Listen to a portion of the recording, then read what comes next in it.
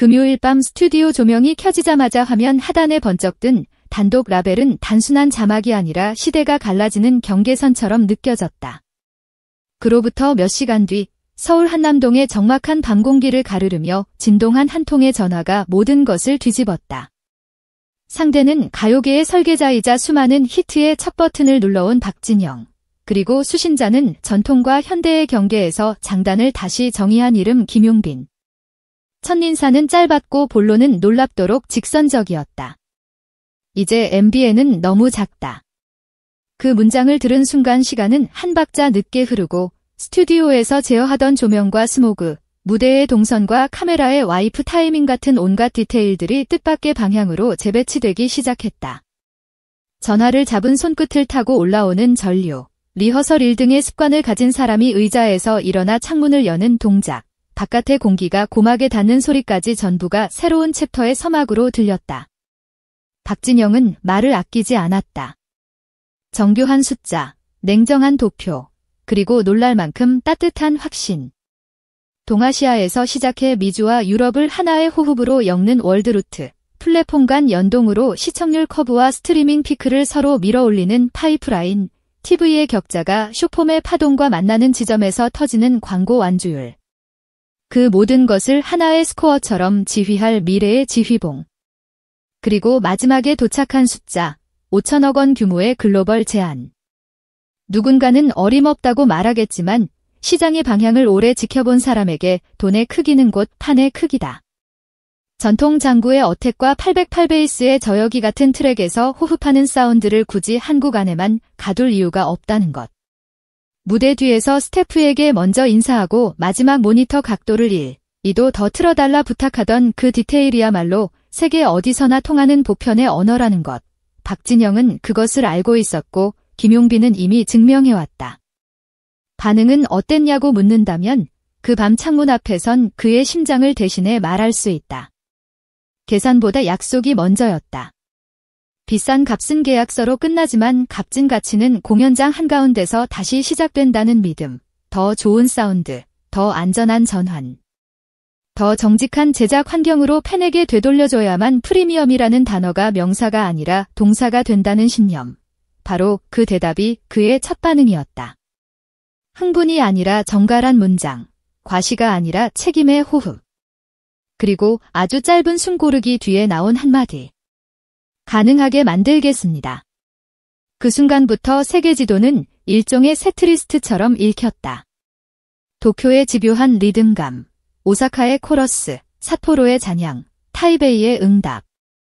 방콕의 순도 높은 함성, 쿠알라룸푸르의 리듬 섹션, 싱가포르의 미세한 타이밍, 라의 광활한 저역, 라스베이거스의 조명 문법, 뉴욕의 브라스, 시카고의 블루스, 멕시코시티의 박동, 파리의 현악 잔향, 런던의 드럼 킷, 베를린의 신스 레이어, 스톡홀름의 송라이팅, 시드니의 파도 같은 객석 물결.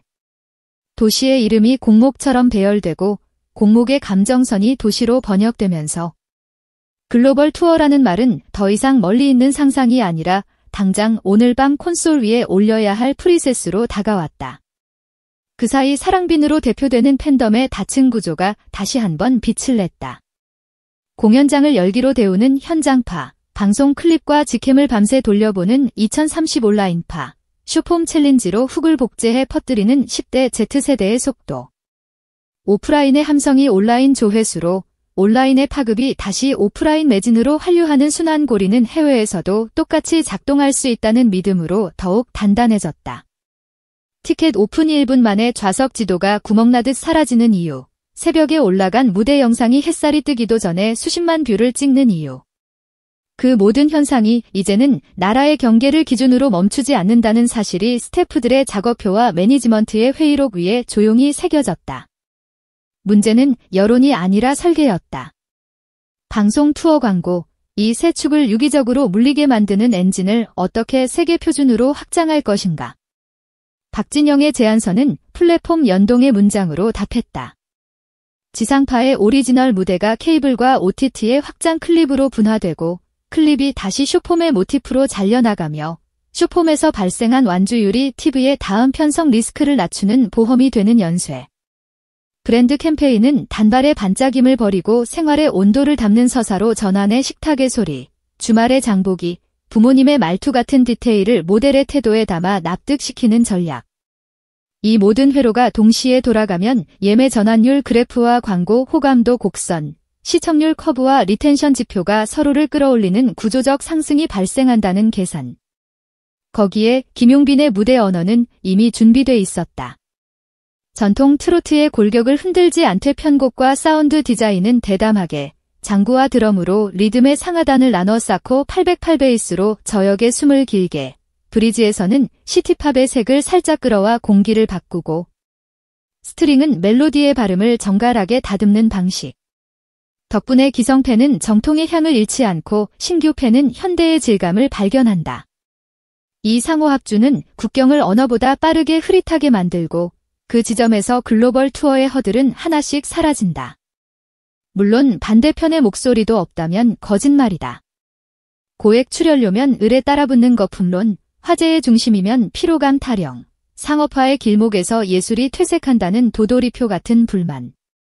그러나 음악 시장에서 거품은 오래 숨을 쉬지 못한다. 숫자는 잔인할 정도로 솔직하고 시장은 생각보다 정직하다.